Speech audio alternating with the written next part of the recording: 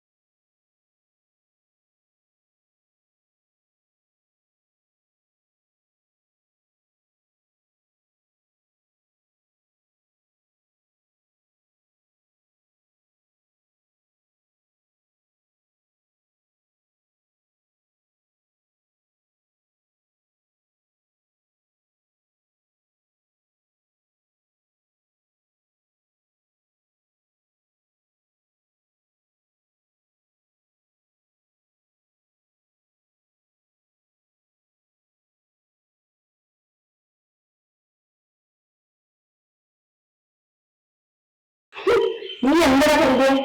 സ്വന്തം കൂട്ടുകാരന്റെ ഭാര്യയിലാണോ പറഞ്ഞു ഇപ്പോൾ ഉറക്കം കണ്ടത്? നീ എന്താ ഉദ്ദേശിച്ച? എല്ലാ പെണ്ണുങ്ങളും നീ ഉദ്ദേശിച്ച പോലെയാണോ? എനിക്ക് വേറെ ആളെ നോക്കി എന്നെ കിട്ടില്ല കേട്ടോ. അല്ല പിന്നെ നീന്തല്ല നീ. ഇനി എനിക്ക് ഒരു വർത്താനം പറഞ്ഞിട്ട് പല്ല അടിച്ചാൽ കൊടുക്കും. ഒന്നും നിന്റെ സ്വന്തം ഫ്രണ്ടിന്റെ ഭാര്യയല്ലടാ. ആ ഒരു പരിഗണന നിന്റെ വേണ്ടി കാണിച്ചൂടെ?